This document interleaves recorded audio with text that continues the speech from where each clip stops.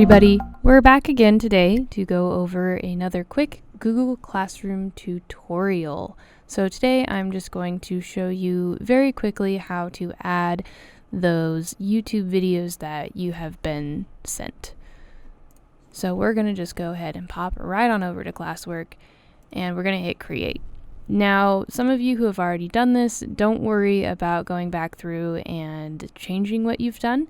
But my recommendation for anyone who hasn't done this yet is to create it and post it as a material. So the only thing you need for materials is a title, and then you're going to need your YouTube URL. So we're going to pop on over to YouTube. We're going to click up here and copy that. So then when we come back on over, we can hit add. We can hit add YouTube. And then we're going to make sure we click over to URL. We're going to paste that in there, and then we're going to hit this blue add button. All right, and now that we have this created here, I'm going to add a topic.